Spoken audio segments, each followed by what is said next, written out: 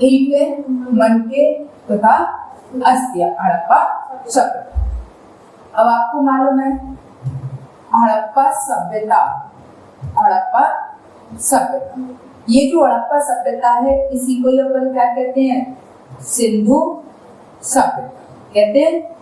सिंधु सभ्यता क्यों कहा गया, क्योंकि ये सिंधु नदी के किनारे बसी, सिंधु नदी, ये सिंधु नदी के किनारे बसी हुई थी, इसलिए इसको क्या कहा गया था, सिंधु सभ्यता।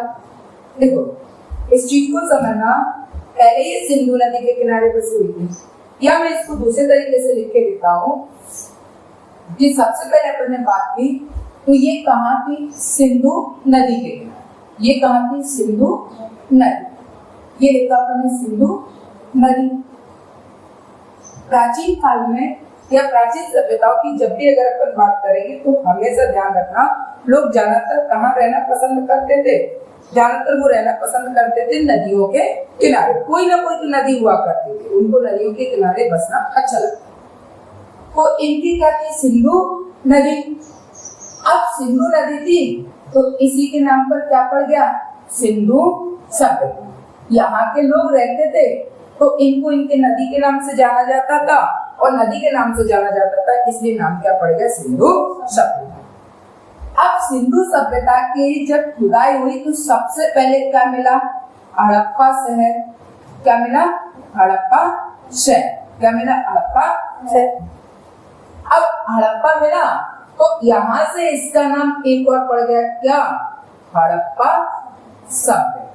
क्या कहा गया, हड़प्पा सभ्यता कहा गया, हड़प्पा सभ्यता। अब हड़प्पा सभ्यता में जो इनको साक्ष्य मिले, जो चीजें मिली, उनमें इनको क्या मिला, मृतकों का टीला, मृतकों का टीला।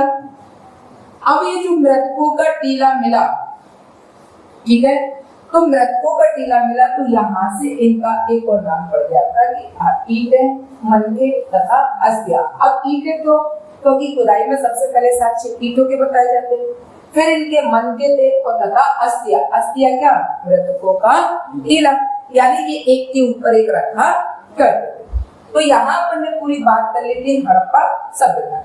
ये हड़प्पाई मोहर है, ये देखो इनके मनके हैं, ये बनाए गए हैं इनके मंदिर, और काल कब से माना जाता है, 2600 से 1900 ईसा पूर्व। कितना है, 2600 से 1900, कितना माना गया, 2600 से 1900 ईसा पूर्व।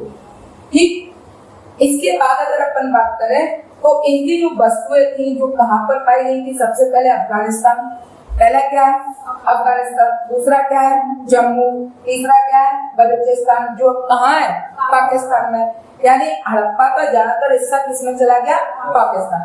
फिर इसके बाद लास्ट का था गुजरात, ये आगे समझ में। इसके बाद अगर अपन आगे बात करें तो आगे ये पूरा का पूरा बताया था बस्तियों की संख्या और चोलिस्तान। सिंध कितना है, 106, चोलिस्तान 249। आरंभिक हड़प्पा स्थल कितने थे सिंध में, 52, चोलिस्तान में 37। विकसित हड़प्पा सभ्यता स्थल 65 और 136।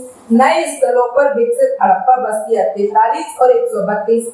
त्याग दिए गए आरंभिक हड़प्पा स्थल 29 और 33। ठीक, यहाँ पर कॉमन एरा की बात कर ही चुके थे, एडी और बीसी की। इसके बाद अगर अपन देखें तो यहाँ ये कृषि उद्योग आ गया था।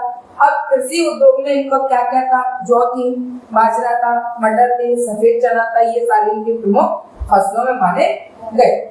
ठीक है, और इनका पकी हुई मिट्टी से बना हुआ वृषभ, वृषभ यानी क्या, बैल था ना, और इनका प्रिय क्या था, एक कुबड़ यानी कुबड़ वाला सांप या बैल। ठीक है, ये इनका क्या था, प्रिय जानवर था, बाकी नहीं था। इसके अब क्या हुआ, कुबड़ वाले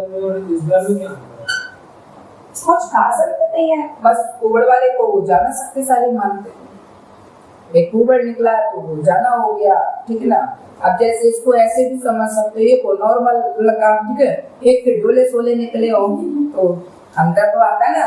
कभी कभी उसको क्या कहते हैं, डोले सोले निकले, मतलब बढ़िया मानते कि नहीं मानते, बस तो वैसे ही उसका डोला कहाँ निकला था, पीठ पे, तो वो प्रिय हो गया था उनका। आज के टाइम में भी वही चल रहा है, जिसके डोले निकले हैं वो क्या, जिसके सिस निकले हुए हैं वो तो उसको तो देखो बढ़िया माना जाता है। और अपने जैसे को कहाँ कोई भाव देता है क्या, पतला धुला है तो जो ही है, ऐसी तो कहते ना। लेकिन वो ये नहीं जानते कि ये इसने जो बनाया हुआ है ये पूरा पाउडर का है, और पाउडर का जो पूरा महल है वो कभी भी गिर सकता है। और रोटी खाने वाला वो कैसा भी हो, हाथ से बड़ा मजबूत हो, लेकिन रहता कैसा है वो, पाउडर भी तो दूध से बनता है। दूध से का बनता है, उसमें काफी केमिकल रहते हैं, एक चीज थोड़े ना से रहती है, ठीक है। उसमें एक चीज नहीं रहती है कि अगर अपन ये सोचे कि एक ही चीज रहती है तो वो नहीं था, ठीक है। एक ही चीज अगर अपन मान के चलेंगे तो वो एक ही चीज नहीं।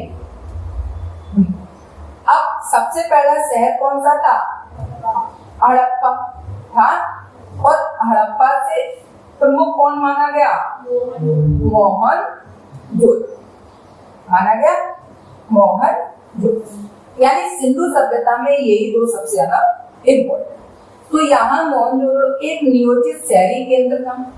हड़प्पा सभ्यता का सबसे अनूठा पहलू शहर केंद्रों का विकास था। आइए इसे समझते कैसे। ये देखो दुर्ग बना हुआ है, ये क्या बना हुआ है, दुर्ग, और ये क्या बना हुआ है, निचला शहर। तो यही तो बाढ़ आई थी, और बाढ़ आई थी तो सबसे पहले ये डूबा और फिर ये डूबा, और जो नदी का बहाव था वो बिल्कुल काट के गए थे कि नहीं गए थे, ऐसे काट के गए थे। तो काट के जो ले जाने की कोशिश की गई थी, उसी की वजह से बांध बना था, वो फूल गया था, तो उसको बाढ़ का रूप, ऊपर से बारिश वगैरह, नदी वगैरह तेज थी, ठीक है। इसके बाद अगर अपन आगे बात करें तो अगला क्या लिखा हुआ है उसको समझो। ये दुर्ग के बारे में बताया गया है, ठीक है। हड़प्पा की दुर्दशा, हालांकि हड़प्पा सबसे पहले खोजा गया स्थल था, सबसे पहले खोजा गया स्थल कौन सा था, हड़प्पा। इसे ईंटें चुराने वालों ने बुरी तरह से नष्ट कर दिया था। अब जिनको ईंटें चाहिए थी उन्होंने तो, क्योंकि सबसे पहले रेलवे लाइन जब बिछाई गई थी तो ईंटें मिली थी। जब लोगों को मालूम चला, खबर पहुंची, तो वहां से लोग लेकर भागने लगे। तो ईंटें चुराने वालों ने इसे कैसा कर दिया था, बेकार कर दिया। 1875 में भारतीय पुरातात्विक सर्वेक्षण के पहले जनरल अलेक्जेंडर कनिंघम, कब, 1875 में कौन, कनिंघम, कौन, कनिंघम। तो 1875 में जो कनिंघम थे उन्होंने क्या किया कि उन्होंने इसका सर्वेक्षण करवाया। सामान्य पुरातत्व का जनक भी कहा जाता है इनको, क्या कहा जाता है, पुरातात्विक जनक भी कहा जाता है। ने लिखा कि प्राचीन स्थल से ली गई ईंटों की मात्रा लगभग 100 मील लंबी लाहौर तथा मुल्तान के बीच की रेल पटरी के लिए ईंटें बिछाने के लिए पर्याप्त थी। इनका मानना था कि इतनी ईंटें थी कि पाकिस्तान के लाहौर और पाकिस्तान के मुल्तान तक 100 मीटर तक, कितना, 100 मील तक, कितना, 100 मील तक पूरी ईंटें बिछाई जा सकती, इनका इतना मानना था। और ये लाहौर और ये मुल्तान दोनों ही किसके पास है, पाकिस्तान के पास, ठीक है। ईंटें बिछाने के लिए पर्याप्त, इस प्रकार इस स्थल की कई प्राचीन संरचना नष्ट कर दी। अब जिनको चाहिए थी, पता चला तो वो तो ले गए। अब की बात है 1875 की, तो वो लोग चुरा ले गए या उनको जरूरत पड़ी नष्ट कर ले गए। खेलने कूदने वाले वहीं पर तो सारी चीजें खराब कर दी, इनका मानना, ठीक है। और इसके विपरीत मोहनजोदड़ो कहीं बेहतर संरक्षित था। अब उन्होंने कहा हड़प्पा को तो ईंटें चुराने के चक्कर में नष्ट कर दिया, लेकिन जो मोहनजोदड़ो था वो थोड़ा बहुत ठीक ठाक बचा हुआ है। ये सारी चीजें मैंने आपको बताई थी, नालों का निर्माण करना, ये अपना अधिकांश हो गया। इसके बाद अगर अपन बात करें तो ग्राफक, देखो मोहनजोदड़ो का निचला शहर आवासीय भवनों के उदाहरण का था। यानी अपन ने देखा था कि एक क्या था, दुर्ग, एक क्या था, दुर्ग, और दूसरा क्या था, ठीक है। तो यहाँ पर अगर अपन मोहनजोदड़ो की बात करें तो ये आवासीय भवनों के उदाहरण को प्रस्तुत करता है। इसमें से कई एक आंगन पर केंद्रित थे, जिनके चारों ओर कमरे थे। संभवतः आंगन खाना पकाने और कटाई करने जैसी गतिविधियों का केंद्र था, खासतौर से गर्म और शुष्क मौसम में। यहाँ एक अन्य रोचक पहलू लोगों द्वारा अपनी एकांतता को दिया जाने वाला महत्व। भूमि तल पर बनी दीवारों में खिड़कियां नहीं थी, इनके मतलब भूमि तल पर जो बने होते उनमें खिड़कियां नहीं हुआ करती, ठीक है। इसके अतिरिक्त मुख्य द्वार से आंतरिक भाग अथवा आंगन का सीधा अवलोकन नहीं होता था। यानी आंगन सीधा कभी भी दिखाई नहीं देता था। हर घर का ईंटों के फर्श से बना अपना एक स्नानागार होता था। इनका खुद पर्सनल वॉशरूम हुआ करता था, जिनकी नालियां दीवार के माध्यम से सड़क की नालियों से जुड़ी हुई। दीवार के माध्यम से कहाँ जाता था पानी? सड़कों की नालियों में जाता। इसके बाद दूसरे तल या छत पर जाने हेतु बनाई गई सीढ़ियों के अवशेष मिले, यानी एक घर से दूसरे घर पर जाने के लिए इन्होंने अपनी सीढ़ियां भी बना रखी थी। कई आवासों में कुएं थे और अधिकांशतः एक ऐसे कक्ष में बनाए गए थे जिसमें बाहर से आया जाया सकता था, जिसका प्रयोग संभवतः राहगीरों द्वारा किया जाता। विद्वानों के अनुमान लगाया है कि मोहनजोदड़ो में कुओं की संख्या कितनी थी? 700। कितनी थी? मोहनजोदड़ो, ये पूछा जा सकता है, मोहनजोदड़ो में कितनी थी? 700। कितने कुएं थे? कितने कुएं थे? 700। बाकी आपने ये सारी चीजें मैंने आपको बताई दी थी, ठीक है। इसके बाद ये पूरा का पूरा देखो दुर्ग आ गया। दुर्ग मतलब किला, ये पूरा का पूरा आ ही गया। ये सारी चीजें भी मैंने उस समय आपको बता दी थी, ठीक है। ये सारी चीजें भी क्या थी बता दी। इसके बाद दुर्ग पर हमें ऐसी संरचनाओं के साक्ष्य मिलते जिनका प्रयोग संभवतः विशिष्ट सार्वजनिक प्रयोजनों के लिए किया जाता। इसमें एक माल गोदाम था। इसमें क्या था? माल गोदाम। इसमें क्या था? माल गोदाम था। इसमें ईंटों से बने केवल निचले हिस्से शेष थे, जबकि ऊपरी हिस्से जो संभवतः लकड़ी से बने थे बहुत पहले ही नष्ट हो गए थे। यानी निचला शहर जो था वो ईंटों से बना हुआ था, उछला क्या था कि लकड़ियों से बना हुआ था। तो बाढ़ आई तो लकड़ियां तो पहले निबट गई, लेकिन जो बची हुई ईंट थी उससे हमें इनका साक्ष्य मालूम चला। विशाल स्नानागार, मोहनजोदड़ो में हमें क्या मिला था? मोहनजोदड़ो में क्या मिला था? सबसे बड़ा स्नानागार मिला हुआ, ठीक है। क्या मिला था? आंगन में बना एक आयताकार जलाशय है जो चारों ओर से एक गलियारे से घिरा हुआ। जलाशय के तल पर, यानी कुल मिला के अपन को सबसे बड़ा क्या मिला था? स्नानागार। इसके बाद आगे बात करें तो यहीं से क्या मिला था?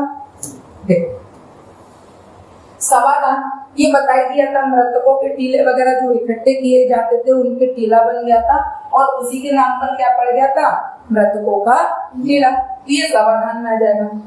फ्योन्स बताया था आपको, फ्योन्स गाड़ी से बनाई गई वस्तुओं का बारे में बताया था आपको। बताया था ये गारा हुआ करता था, मिट्टी का गारा इकट्ठा कर लिया करते थे, उससे वस्तुएं बनाया करते थे, उसको अपन क्या कहते थे? फ्योन्स। इसके बाद अगला देखो, ये था शिल्प उत्पादन के विषय में जानकारी, यानी यहाँ के लोग ये बनाया करते थे। तो इनकी जब साक्ष्य मिले तो पता चला कि भाई इनको ये चीजें भी कलाकारी भी करना आती थी। जैसे जैसे चक्राकार, बेलनाकार, गोलाकार, ढोलाकार तथा खंडित सारी चीजें। अब ये बने कहते थे मनकों के निर्माण में प्रयुक्त पदार्थों की विविधता उल्लेखनीय। कार्निलियन सुंदर लाल रंग का, कार्निलियन कहता सुंदर लाल रंग हुआ करता था। जैस्पर, स्फटिक, क्वार्ट्ज तथा सैल कड़ी जैसे पत्थर, तांबा, कांसा तथा सोने जैसी धातुएं तथा शंख, फ्योन्स और पकी मिट्टी सभी का प्रयोग मन के बनाने में होता था, जिसे अपन क्या कहते थे? फ्योन्स। इसके बाद ये पूरा बताई दिया था मैंने आप लोगों को। ये हो गया था, माल संबंधित भी हो गया था, पुरातात्विक भी हो गया था, ये भी आपको पढ़ा दिया मैंने। मोहरे, लिपि तथा पाठ ये मैंने आपको बताया था एक चित्र में, ठीक है। ये इनके मोहरे थे, मनके थे या इनकी अस्थियां था, तो ये सारी चीजें मैंने आपको मोहरों में बताई दिया था। सूचना पट्ट के अक्षर, मोहरे तथा मुद्रांकन एक रहस्यमय लिपि, ठीक है। इसके बाद फिर अगर अपन आगे बात करें तो ये देखो पुरोहित राजा बताया था आपको। इसके बाद सभ्यता का अंत कब माना गया था? तो देखो इसमें क्या कहते हैं कि किसी ने बाहरी आक्रमण कर दिया, बाहरी आक्रमण ना किया हो तो फिर बाढ़ आ गई हो या जलवायु परिवर्तन हुआ, तो इनमें से संभवतः सबसे ज्यादा किसे मानते हैं? सबसे ज्यादा मानते हैं बाढ़। सबसे ज्यादा किसको प्रभावित करते हैं? बाढ़। तो यहाँ ऐसे साक्ष्य मिले जिसके अनुसार लगभग 1800 ईसा पूर्व तक चोलिस्तान जैसे क्षेत्रों में अधिकांश विकसित हड़प्पा स्थलों को त्याग दिया गया था। इसके साथ ही गुजरात, हरियाणा तथा पश्चिम उत्तर प्रदेश की नई बस्तियों में आबादी बढ़ने लगी। ऐसा लगता है कि उत्तर हरियाणा के क्षेत्र में 1900 ईसा पूर्व के बाद भी अस्तित्व में रहे कुछ चुने हुए हड़प्पा स्थलों की भौतिक संस्कृति में बदलाव आया। तथा जैसे सभ्यता बड़ी बड़ी होती गई, जैसे लोग बाग वहां पर रहने लगे, बसने लगे। आपको भी मालूम है जब शहर बस जाता है या लोग बाग बसने की जब कोशिश करते हैं तो वो शहर के किनारों पर आते हैं, धीरे धीरे वहां पर भी आए, तो वहां पर रहने लगे, तो वहां से कुछ साक्ष्य मिले, तब पता चला कि क्या हुआ था, क्या हुआ। तो प्रमुख जो भी माना गया था उसमें से सबसे ज्यादा इम्पोर्टेंट क्या था? बाघ। ठीक है, सबसे ज्यादा इम्पोर्टेंट क्या था? बाघ। ये मैंने कंप्लीट कराई दी आपको। इसके बाद हड़प्पा सभ्यता की खोज। हड़प्पा सभ्यता की खोज पहले ही बता दिया था कि सिंधु नदी के किनारे रेल की पटरियां बिछा रहे थे, तो वहां से ईंटें मिली जिससे उनको भ्रम हुआ और वो पूरा खोदते चले। इसके बाद एक बार पढ़ लेना, पूरा कंप्लीट कर लेना, अपने आप आ जाएगा। फिर अतीत को जोड़कर पूरी समस्या, व्याख्या की समस्या ये नहीं है। देखो कितनी अच्छी कलाकारी की